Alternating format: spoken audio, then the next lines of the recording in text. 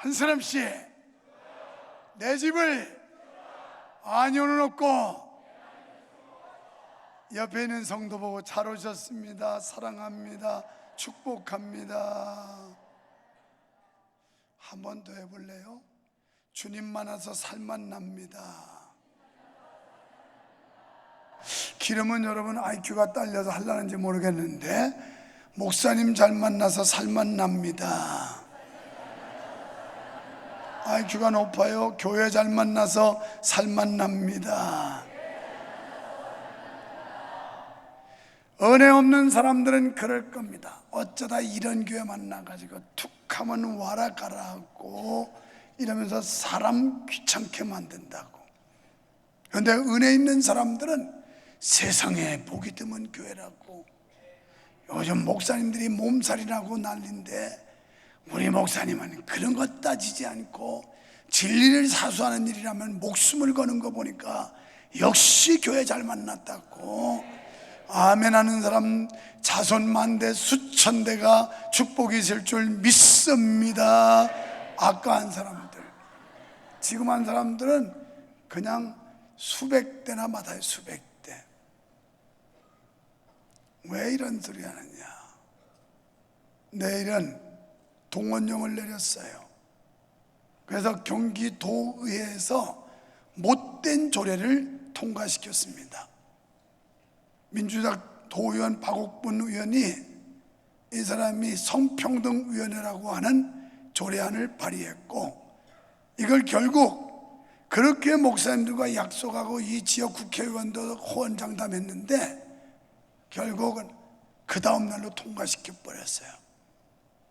이제 그 조례 통과에 의해서 경기도에서는 관련법을 제정을 해야 되고, 뿐만 아니라 이 똑같은 일을 이 사람은 또 무슨 발의를 하려고 하냐면 성평등 차별금지법, 이걸 또 통과시키려고 시도하고 있는 거예요. 이거 예수 믿는 사람 못 믿는다니까. 교회 다니니까 단달라리가 많아가지고 정치판에 가면 다 개판이고 다 거짓말이에요. 다 거짓말. 믿을 수가 없어요. 그래서 내일은 출범식 하는 날이에요. 그냥 경기도청 앞에서 출범한다. 그리고 이제 10월 달인가 수원에서 대대적인 수만 명이 모이는 집회를 하는데, 그때는 영락없이 명성교회는 애든 어른이든 유모차 부대를 무서워하더라고.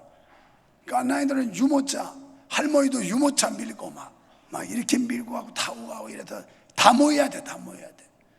그래서 이 잘못된 악법들을 바로잡아야지. 이런 거 못하면 교회 아니에요. 모였는데 목사님들이 말만 무성하더라고요. 그래서 다 합니다. 다 합니다. 더 이상 얘기하지 말고 방법은 간단합니다. 돈 내세요. 그랬어요. 우리보다 크다고 뻥치는 교회들 1,000만 원 내라고. 우리는 그보다 작으니까 500만 원 내겠다고. 그리고 사람 동원하라고. 우리는 모두 동원령 내려서 할당제가 갔을 거요. 여기에 선택받은 성도는 정말 복받은 사람이에요. 하도 미꾸라지 새끼처럼 뺀질 빠져나가는 사람은 아예 부르지도 않아. 그거 불러봤자 입만 아프니까. 그런데 교구에 이제 인원이 할당됐는데 내일 가야 된다고 이름 명단 착출된 사람은 이건 선택받은 사람이에요. 선택받은 사람. 그래서 선택받은 자의 특권 가지고 기뻐해야지. 왜 하필이면 나냐고. 그럼 자기 아니면 누구예요? 자기가 가야지. 그래서 내일 가는 건 8대식, 이제는 출범식을 하는 거고, 그러고서 계속 우리 교회가 1호로 도청 오거리 가서 피켓 들고 현수막 들고. 우리 교회 보통 교회가 아니에요. 목사도 보통 사람이 아니에요. 한번 말하면 실천하고 행동하는 사람이지, 말 따로 행동 따로 하는 그런 째째한 시시껍질한 목사가 아니라니까요. 여러분은 목사를 닮아야 돼. 하여튼 내가 앞장서면 다 따라와야 돼. 다 따라와야 돼. 왜 아멘 안 하는 거 봐라. 이게 다시 목사가 앞장서면 다 따라와야 돼. 여러분, 성경은 우리 믿는 사람들의 텍스트북의 교과서예요. 우리는 이 성경을 가지고 성경대로 가르침 받고 성경대로 믿고 성경이 명령한 대로 살아가는 게 기독교인들의 삶이 아니겠어요? 그래서 오늘 아마 재정위원회 청구서가 왔을 텐데, 글쎄 내가 알기로는 아마 우리 교회가 1번 타로 돈도 낼 것 같습니다. 앞으로 이런 악법을 그냥 눈 감고 묵인하면 한국 교회는 다 아주 몰살하고 멸절됩니다. 기독교는 이제 완전 이건 뭐 존재도 없어지고 사라질 거예요. 그래서 우리가 알 수 있는 대로 막아야 돼요. 진리를 거스르고 하나님의 영광을 대적하는 이런 세력들과는 순교적 각오를 가지고 덤벼야 된다는 거예요. 왜 고개는 끄덕거리는데 아멘은 뭐 아멘에다가 조상이 죽었나? 순교적 각오를 가지고 나서야 된다는 거예요. 그래도 안 하는 반동들이 있네. 순교적 각오를 가지고 나서야 된다는 거예요. 하여튼 그래서 목사 잘 만나서 살만 난다고 내가 따라서 하라는 거예요. 그냥 몸부신하는 이런 목사 만났으면 편안하죠. 불려다닐 것도 없고 그 뜨거운 데 가가지고 현수막 들고 피켓 들고 할 이유도 없고 그냥 편안하게 하면 돼요.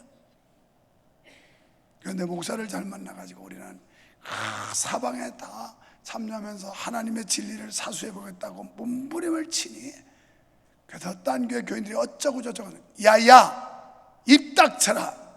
내가 여태 교회 다녀봤지만 우리 교회 목사님 같은 사람 처음 봤다. 처음 봤지. 목사 하나밖에 없는데 무슨.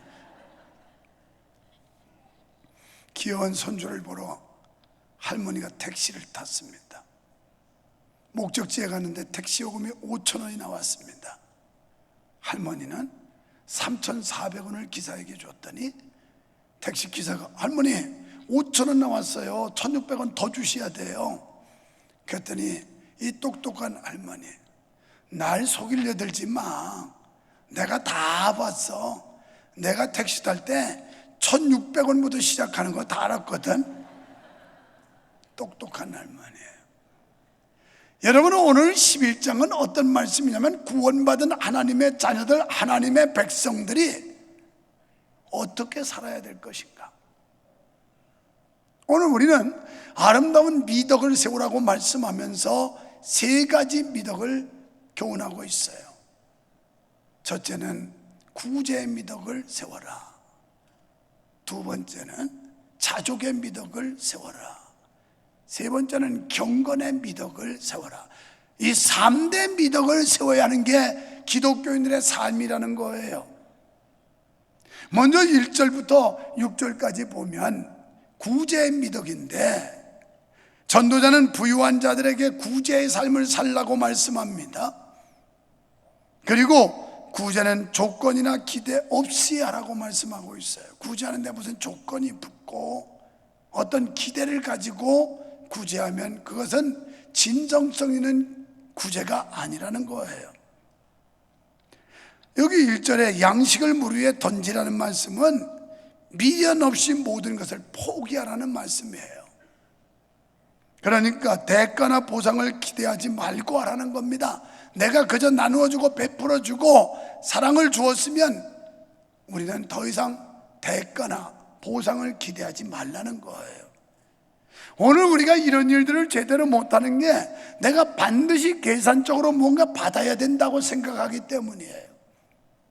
그냥 하나님이 나에게 주실 것이라고 하는 기대를 가지면 절대 대가나 보상을 기대하고 구제하지 않습니다. 봉사도 마찬가지예요.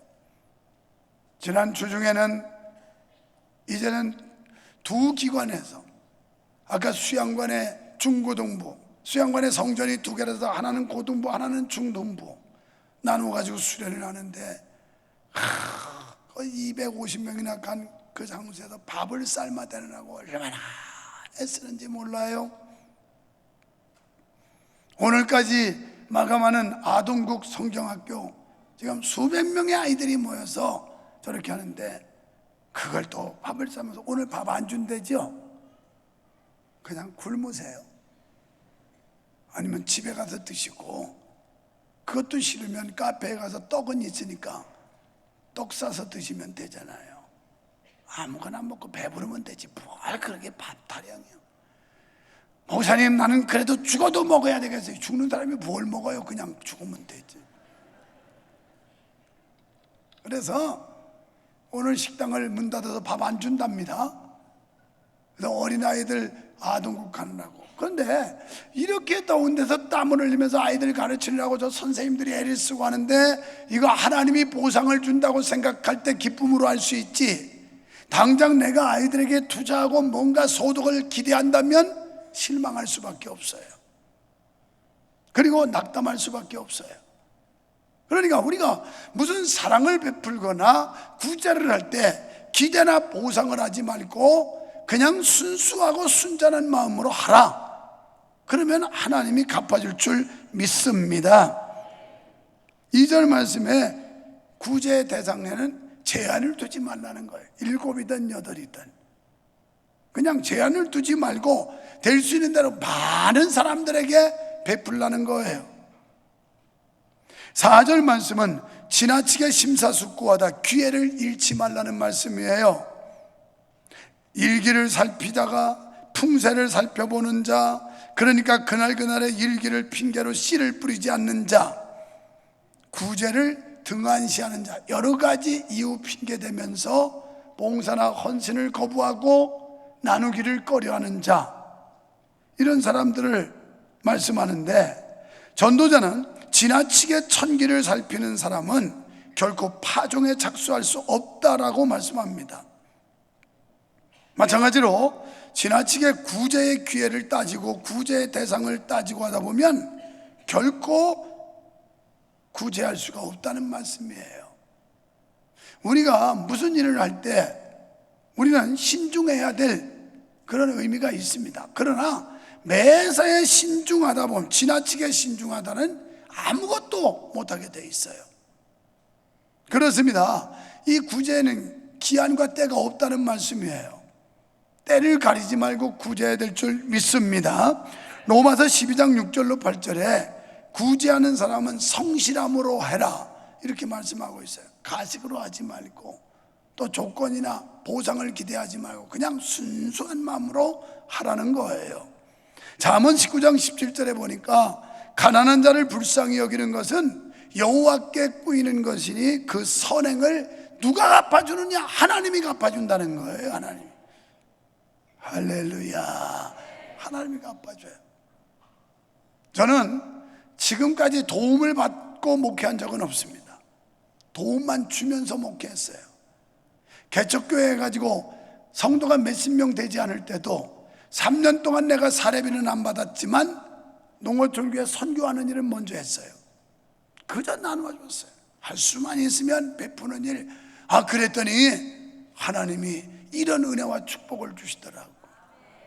내가 어저께 부산에 결혼 주례하면서 그러면서 저 창녕의 부곡 하와이 옆에 고속도로를 달릴 때, 여기요 여보, 우리가 이곳으로 신혼여행 왔었지. 초창기에는 부곡 하와이가 신혼여행지로 각광을 받았는데 내가 갈 때는 이미 한물 지나가가지고, 거더 2월달 겨울에 갔더니 신혼부부는 눈에 띄지도 않고 일반인만 좀 들어있는데 얼마나 쓸쓸한지. 그래도 신혼여행 거기서 2박 3일 하고 왔어요. 그러면서 그때 참 썰렁했다고 우리 집사님이 그러더라고요. 그래서 내가 목을 주물러주면서, 여보, 우리가 신혼여행은 쓸쓸하게 보냈지만 그래도 하나님 은혜로 남편 잘 만나가지고 안 가본 나라 없을 정도로 많이 다녔으니 후회 없지 않소? 그랬더니 누가 뭘 했어요? 그러더라고. 내가 나 좀 추느라고 그랬죠. 그랬더니 누가 뭘 했냐고 그러더라고. 여러분, 개척에서부터 지금까지 돕는 일, 나누는 일만 해왔어요. 그래서 하나님이 이 은혜를 줬고, 두 번째는 이름이 좋아. 유만석. 만석, 일만만 주석석. 주석이 일만이다. 부자대라고. 우리 외할머니가 인천 부평분인데 부평에 만석군이가 있었는데 이분은 말 타고 자기 농토를 다녔대요. 하도 넓어서 들이. 그래서 우리 손자라도 만석군으로 살아라. 그래서 만석이라서 밥 한 번 굶은 적 없고, 개척하면서 뭐 먹기 싫어서 금식하느라고는 굶었지만 없어서 못 먹지는 않았어요. 없어서. 이름 바꾸세요. 만석으로. 그럼 우리 외할머니지 친할머니는 얼굴도 몰라요. 할아버지도 모르고. 우리 아버지가 9살 때 11살 때 할머니 할아버지 다 돌아가시고 고아로 자라서 남의 집 모슴살이하고, 그래서 딱 맞이기나 만들고 이런 모슴의 아들이에요. 내가 우리 아버지 고아셨어요. 모슴의 아들이 예수 믿고 이만한 영광 받고 이만한 축복 받으면 이거 출세한 거 아니야? 아이고 예수 믿으니까 출세하더라고. 예수 믿으니까. 아멘 하는 사람은 그 집 자기가 안 됐으면 자식들이라도 될 줄 믿습니다. 여기 아까 한 사람들 여기는 계속 안 하고 고집 부리고 있어 봐요. 뭐 아멘하의 영광을 돌릴지어다 했는데 배만 쌀쌀 아파가지고 앉아서 지금 빙글빙글 웃으면서 야유를 보내는데 뭐 맘대로 해요. 자기 믿음대로니까. 부산에서 어제 올라오는데 우리 이태수 집사님이 저 수영장 사진을 찍어서 막 그러면서 동영상으로 보내고 사진 보내. 아 목사님 금요 기도회 때 선포하시더니 비가 그치고 아이들이 물놀이 하는데 얼마나 좋은지 모른다고 막 그러면서 이 기도의 위력, 기도했더니 하나님이 오던 비도 억수로 쏟아지는 땀 멈추게 해가지고 애들이 신나게 논다고 막 그래서 추가 비용 물고 저거 연장한 거예요. 화요일까지. 야 애들이 이렇게 좋아하는 거라면 돈 더 줘라. 그리고 연장해라. 그쪽 아닌 거예요. 여러분 오후에 물속에서 노는데 비 오면 어때요? 물 맞이나 비 맞이나 똑같지. 그냥 놀면 되는 거예요. 생각하기 나름이 어차피 물에서 노는데 비 오면 뭐 물속에서 물 많은데 뭐가 그렇게 이상해요? 그냥 놀면 되지. 데리고 놀으세요. 돈 들여서 저 연장해 놓은 겁니다. 내년에는요 사 버리려고 그래요. 저런 거 그냥 사가지고 아주 여름 되면 시즌에 그냥 맨날 거기다 물 담아놓고 동네 아이들 다 와서 놀으라고 그렇게 하려고 아주 사 버리려고. 빌리는 것도 저거 몇백만 원 줬는데 거기다 조금만 못하면 그냥 산대. 그래서 그냥 산다 그랬더니 누가 또 그거 관리 못해요. 또 그래. 못하면 버리면 되지 뭘 그러냐고 시건 쓰다가 별걸 다 걱정이라고. 이렇게 좋은 교회야. 왜? 여기는 이미 다 늙어가지고 열매도 못 맺고 꽃도 못 피고 그래. 그런데 저 모짜리판 같은 저 어린 애기들 그거 잘 키워내야 소망이 있지. 또 삐지지 말고 아이고 목사님이 우리는 다 늙어 빠져서 이제 열매도 못 맺고 꽃도 못 핀다 그러니까 우리는 별 볼 일 없다고 그러지 말고 저 어린 심령들이 중요하다는 얘기예요. 은혜롭게 들으시기를 바랍니다. 누가복음 6장 38절에 주라 그리하면 너희에게 줄 것이니 후이되어 누르고 흔들어 넘치도록 안겨주리라 그랬어요. 예수님을 믿어도 외향적인 사람들은요 자기 가족들을 위해서는 아끼지 않고 명품으로 온갖 치장을 하면서 사치를 하면서도 선교나 구제는 아주 인색해요. 밥 한 상에 뭐 10만 원짜리를 떵떵거리고 먹으면서 선교비 한 푼도 안 내요. 명품 아니면 상대를 안 한다고 그러면서 메이커 찾아서 온몸에 휘감고 다니면서 선교나 구제는 아랑곳하지 않아요. 이건 하나님이 기뻐할 일이 아니에요. 내가 개척교회 하면서 우리 아이들이 자꾸 메이커를 찾아서 야야 모든 물건은 메이커가 있다. 메이커는 우리말로 상표인데 상표 없는 물건이 어딨냐 다 붙어있다 그랬더니 아빠 그런 식으로 억지 쓰지 말라고. 그러고 말고 자기 말은 유명 브랜드 유명 상품이라는 거예요. 그래서 자존감 가지고 살아라. 끝까지 아무거나 상표부터 쓰면 메이커지. 영어로는 메이커 우리말은 상품이다 상표다. 그냥 자신감 있게 아무거나 두르고 다녀. 얼마나 자기가 쪽팔리면 여기다 명품 갖다 휘두르겠어요. 그런 거 절약해서 선교하고 구제하는 데 써야 그래야 하나님이 기뻐하고 하나님 앞에 복 받고 후세가 잘 되고 자녀가 잘 되고 범사가 잘 되고 할렐루야. 근데 어떤 사람은 가족을 위해서 막 들이쓰고 자기 몸에 막 명품으로 씌어 감으면서 선교나 구제는 얼마나 인색에 빠진지. 가난한 선교지를 다녀본 사람들은요, 명품으로 사치하는 것을 죄악으로 여겨요. 얼굴도 모르는 곳에 구제와 선교하는 사람들도 보면 돈이 많아서 하는 게 아니라 없는 돈에서 한 푼 가지고 두 푼 쓰듯이 쪼개가지고 이러면서 사는 사람들이에요. 이러면서 우리가 흔히 구제해도 좋은 결과가 나오지 않고 실속이 없는 것 같아서 쉽게 포기하기도 합니다. 그렇지만 오늘 말씀에 보면 언제 결실을 맺을지는 하나님이 아신다는 거예요. 하나님. 그러니까 모든 걸 그냥 하나님께 맡겨버리고 우리 할 일을 하면 되는 거예요. 우리가 물질을 가졌을 때 귀에 있는 대로 구제해야 됩니다. 마태복음 10장 42절에 보니까 누구든지 제자들의 이름으로 소자 하나를 대접하면 결코 상을 잃지 않는다. 상을 준다는 거예요, 하나님께서. 그래서 하나님이 주시는 상 받아야지 사람한테 그거 뭐 몇 마디 듣고 이거 별거 아니에요. 별거 아니에요. 두 번째는 7절로 8절에 자족의 미덕입니다. 자족. 전도자는 세상을 살아가면서 인생들에게 해 아래서 즐거워라고 가르치고 있어요. 이는 어떤 탐욕이나 쾌락을 추구하라는 말이 아니에요. 그렇다고 세속적인 수단으로 모든 즐거움을 얻어라 그런 뜻도 아니에요. 오직 하나님의 말씀을 통해 자신의 삶에 만족하는 자족의 삶을 살라는 권면입니다. 사실 우리의 인생 가운데 밝게 사는 날보다는 어둡게 사는 날이 훨씬 많습니다. 죄악 가운데 출생하는 인간들은 이 죄악된 세상에서 웃는 날보다는 우는 날이 더 많아요. 여러분, 인생 70이요 강건하면 80이라 그랬는데 제가 여기 보니까 100세 세대, 100세 시대에 떠드는데 100살을 사실 분은 제가 아무리 봐도 2명밖에 없어요. 나머지는 다 그 전에 죽을 것 같아. 아니 90세 이상 살 사람도 나를 포함해서 한 20명밖에 없어요. 나머지는 다 그 전에 죽을 것 같아. 그런데 왜 이런 말씀드리냐면 내가 가만히 우리 성도들을 보면서 70세 사는 것도 쉽지 않더라고. 70세 사는데도 각종 질병의 위협, 사고의 위협 막 이런 것들 때문에 70을 넘기는데도 얼마나 시련이 많고 고난이 많고 위험이 많은지, 아하, 인생 70 사는 것도 쉬운 게 아니구나. 여러분은 모두 내가 소망하는 대로 90세 이상 사시기를 축원합니다. 지겹죠? 그러면 빨리 죽으세요. 뭐 90세 이상 축복을 빌어도 묵묵부담인데 어떡하겠어요? 축복을 빌어도 안 받으면 할 수 없는 거지. 비가 쏟아져도 그릇 없으면 못 받는 것처럼. 그러므로 짧은 인생을 성도는 항상 즐거움과 기쁨으로 살라는 겁니다.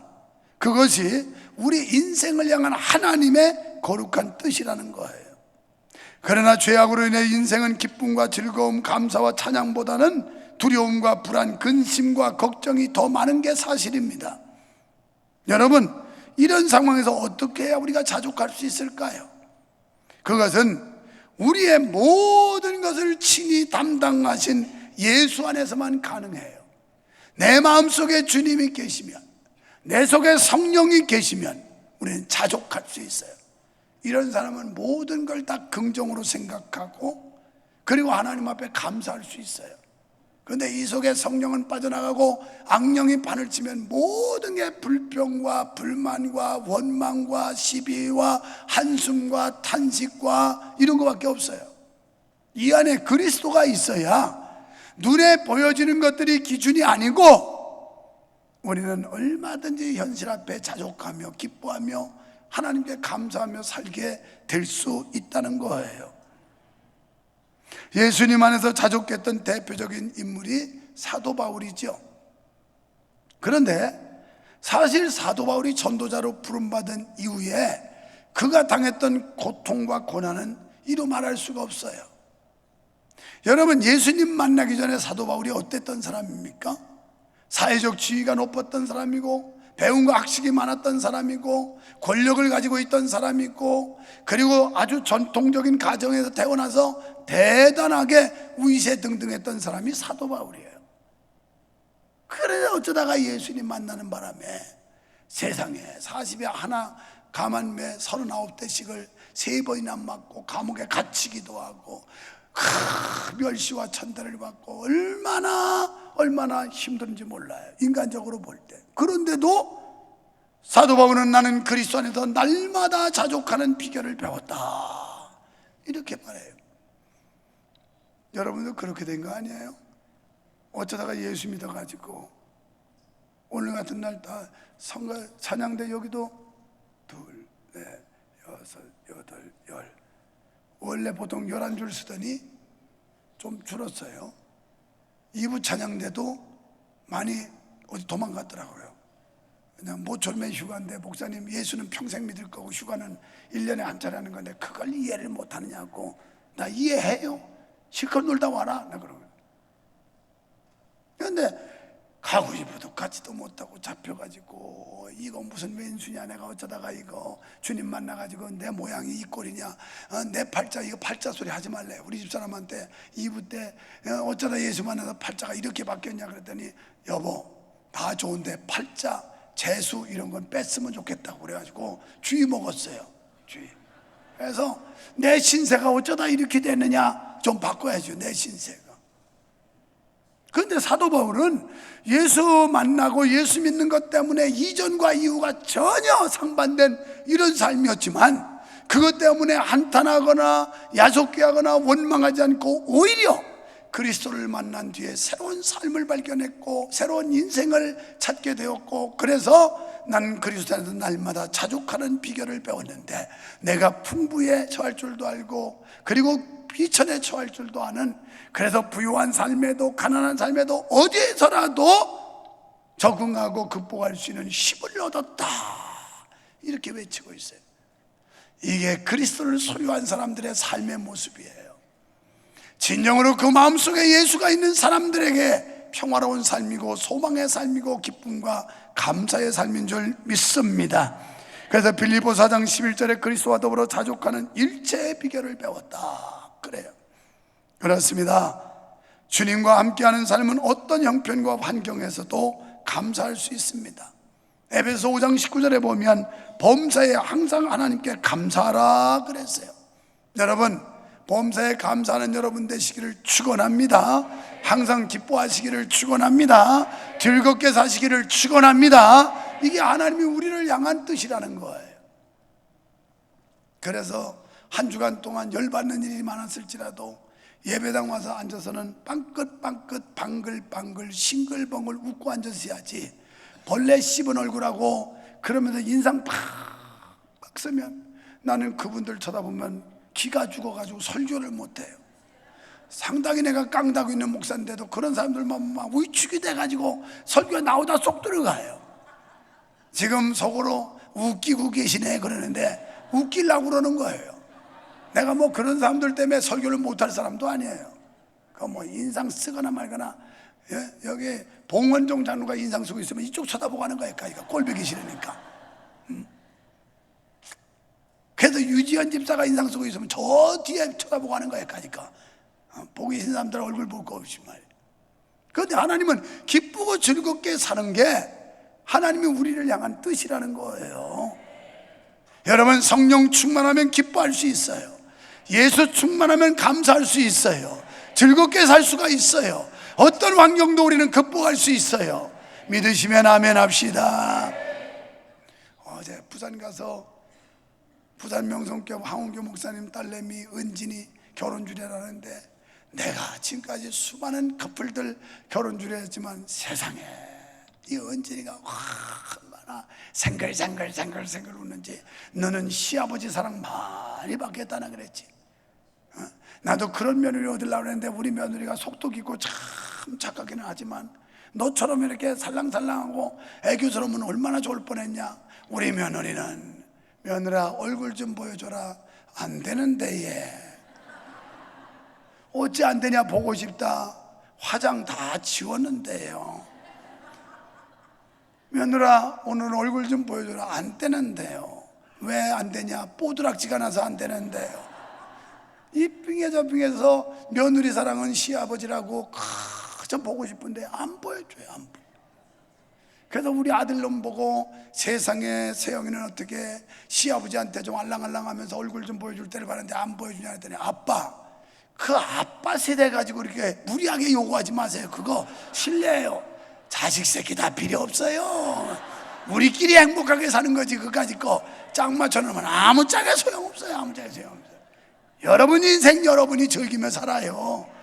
무슨 자식한테 기대를 걸고 아이고 이것들이 나한테 효도하고 뭐 이런 거 기대했다고 크게 실망하지 말고 그냥 주 안에서 만족하고 그리스도 안에서 자유를 얻고 성령 안에서 위로받으시고 그냥 행복하게 살아요. 즐겁게.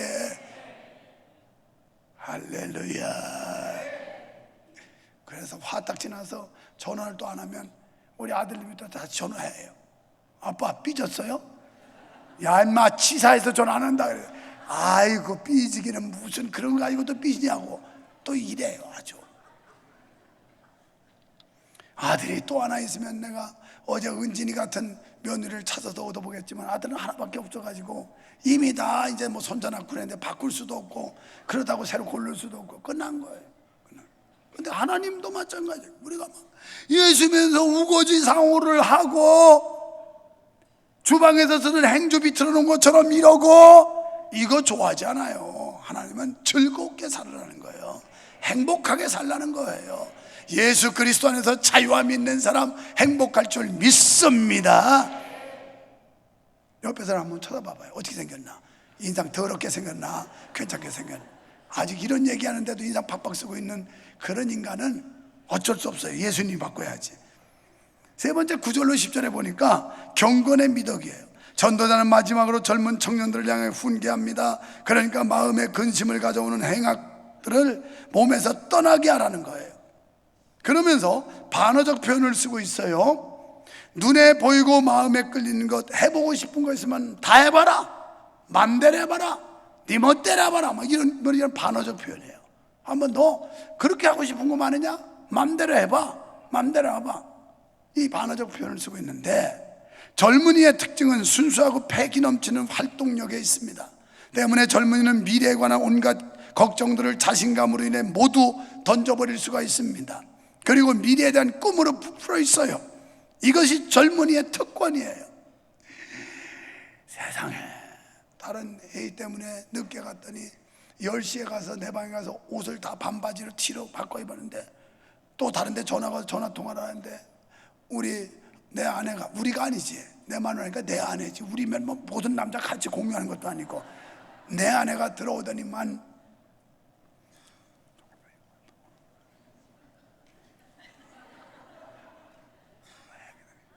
설교하는 나가 설교. 그래서 이걸 끊고서 무슨 소리야 했더니 지금 저기 저 학생 청소년부 부장하고 그 다음에 거기 선생님들이 지금 당신 데리러 왔다고. 그래서 왜 그러니까 설교하라고 그러는데 지금 무슨 설교야, 지금 10시가 됐는데. 그랬더니 그래도 해야 된다고. 그래가지고 다시 또 옷 주워주고 입고서 그리고 가서 10시부터 11시까지 설교했어요. 근데 얼마나 생기가 돋는지요. 이 젊은 친구들 청소년하고 놀아봐요. 막 그냥 엔돌핀이 팍팍 쏘는데 이 순진한 여학생들이 막 목사 간다고 목사님 막 그러고 이야 진짜 살맛 나더라고요. 가만히 내가 보면서 그래 내가 은퇴하기 전에 그래도 여기 고등학생들은 아마 주례를 쓸 거고 중학생도 빨리빨리 시집가면 내가 주례를 서줄 것 같다. 이게 우리 교회 희망이로구나. 그러면서 얼마나 신이 나는지 몰라. 이게 젊은 세대들이에요. 젊은 세대. 이게 청춘 세대들이에요. 교회가 이런 청춘 세대. 조금 전에도 로비에 갔더니 그냥 뭐 고등부가 이제 예배 마치고서 왔다 바글바글해서 내가 했더니 이거 했더니 그냥 여학생들이 막 이러더니 등 돌리고 있더니 내가 왜 목사님이 잉크하셨어. 그랬더니 또 돌아서 가지고 그때는 안 했지 뭐. 그냥 그래가지고 오늘 예배 잘했나요? 네. 많이들 왔어요? 어저께 피곤해서 안 왔나? 더 많이 왔어요. 오늘 등록한 학생이 3명이나 또 있어요. 막 그래. 화이팅! 그러면서 그냥 학생들하고 그 말 몇 마디 나누는 게 얼마나 신나는지 몰라. 아유, 나는 은사가 이래서 어린애들하고 노는 게 그렇게 행복하고, 주일학교 아이들 돌아다니면서 말 한마디 던지면서 애들하고 얼굴 마주치는 게 그렇게 행복하고, 이건 나는 은사라도 어쩔 수 없어요. 그냥 내 방에서 쉴 수도 있지만 그저 한 사람이라도 더 마주치고 싶고, 아이들에게 추파를 던지고 싶고, 이 젊음이란 패기와 열정, 이런 친구들하고 같이 있어 보면 막 저절로 젊어진다니까, 저절로. 그래서 애들 좋아하셔야 돼요. 아휴, 이건 뭐 애들이 심란해가지고 정신이 없다고. 그러려면 무덤 가 있으면 조용해. 사람인들은 시끄럽게 돼 있어요. 애들은 떠들게 돼 있어요. 그런 거 다 이해해야 돼. 그러니까 이 청소년들, 아동들이 날 좋아하지. 그거 잠깐 다 그러면 이러고 다니면 무서워서 내게 오겠어요? 안녕? 이래. 애들이 막 사죽을 못 써. 여기 권사님들 막 앞에 앉아가지고 사죽을 못 쓰고, 아유, 그냥 오셔가지고, 이분들하고는 아무리 좋아도 괜찮아. 전기가 안 통해. 합선도 안 돼. 아무리 잡아도. 젊은 여성들이나 합선되지. 권사님들 장수하세요. 건강하게 오래 사세요. 치매 걸리지 말고, 치매 걸릴 때쯤 되면 얼른 천국 가세요. 그냥. 자, 이 젊은이의 특권. 그러나 전도자가 경고하는 게 있어요. 언젠가 하나님 앞에서 평가받을 날이 있다, 이거예요. 너희들 하고 싶은 대로 다 해봐라. 그러나 너희는 언젠가 평가받을 날이 있을 것이다. 어쩌면 이 말씀을 이렇게 이해하면 어떨까요? 목사야, 장로야, 권사야, 집사야, 성도야, 네 멋대로 한번 해봐라. 그러나 언젠가 하나님 앞에서 평가받을 날이 있을 것이다. 이것 때문에 잘 믿는 거 아닙니까? 이것 때문에 우리가 믿음 생활 똑바로 해야 되는 거 아닙니까? 제가 목요일날 수양관에 들어갔는데 비가 억수로 왔어요. 자동차가 나가지를 않아. 이 도로에 물이 빨리 빠져주질 않아가지고 그 마찰 때문에. 그런데 비만 오면 괜찮은데 막 번개가 바삭바삭바삭하고 천둥 치는데요, 섬찟섬찟 해가지고 그때는 저절로 회개가 되더라고. 주님, 죄진 거 있으면 용서해 주세요. 제발 수양관까지 안전하게 갈 수 있게 해주세요. 아니, 목사가 수양관 가다 벼락 맞아 죽었다, 이게 은혜가 되겠어요? 생각해보니까 사람이 죽어도 잘 죽어야지.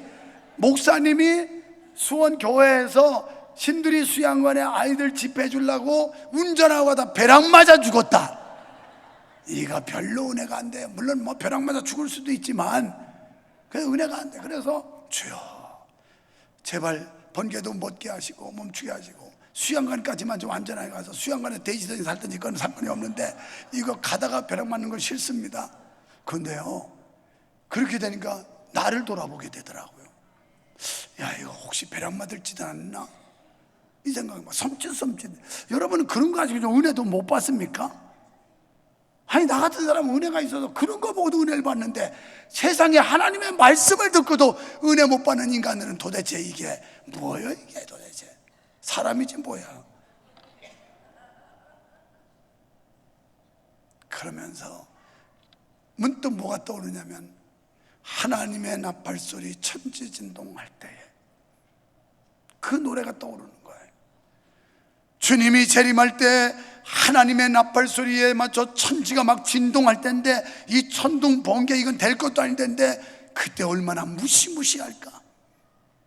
지옥 갈 영혼들이 얼마나 두렵고 떨까, 그 생각이 들더라고요.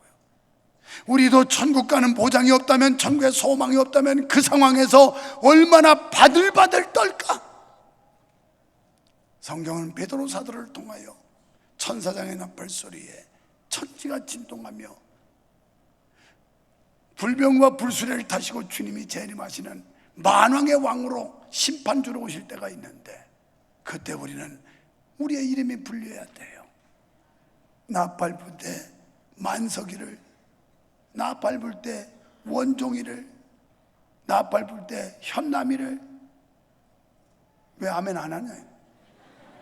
그럼 나팔 불 때 이름 안 불러줘도 좋아? 이름이 다 호명이 돼야 구원받는 건데.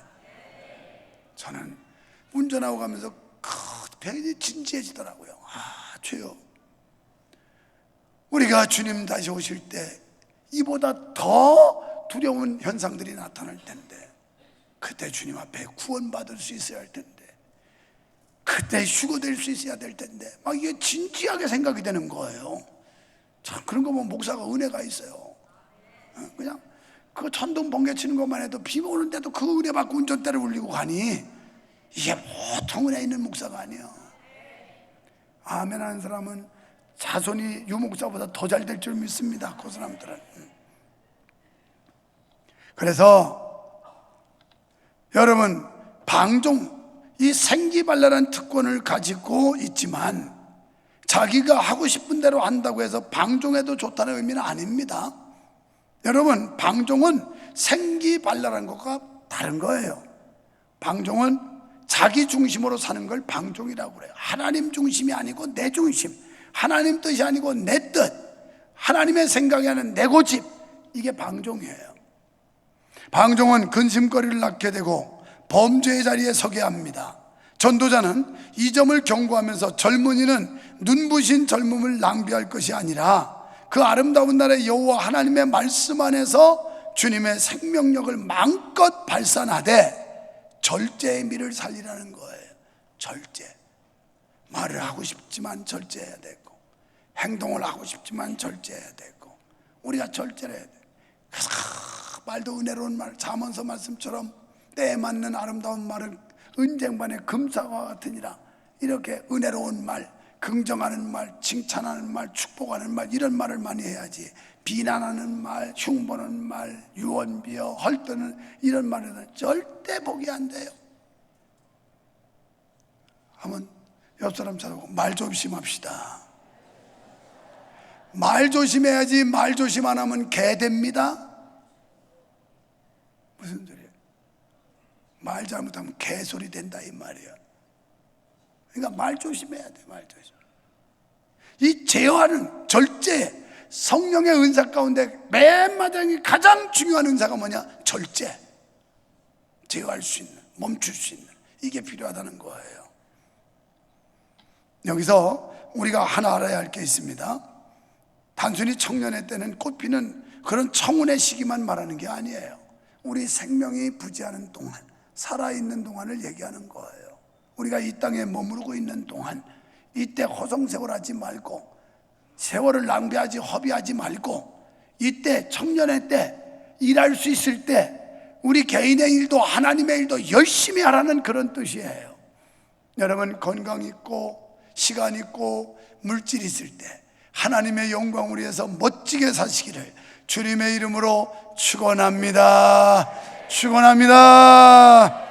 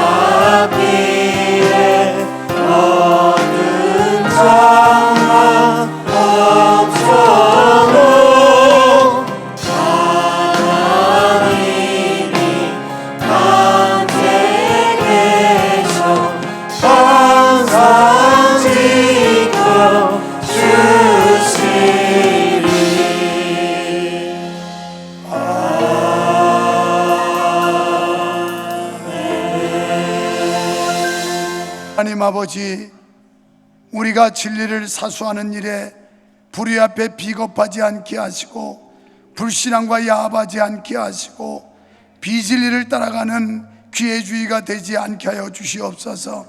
하나님의 말씀을 앞세우고 하나님의 뜻이라면 순교를 각오하고 하나님의 거룩한 영광을 지킬 수 있는 교회요, 성도요, 목사가 되게 하여 주시옵소서. 이 시대 하나님이 기뻐하는 교회, 하나님이 만나고 싶어하는 성도가 되게 하여 주시옵소서. 비겁하지 않게 하시고 비굴하지 않게 하시고 그리스도 안에서 당당하게 하셔서 성도의 아름다운 세 가지 미덕을 세우게 하여 주시옵소서. 예수님 이름으로 간절히 기도하옵나이다. 아멘.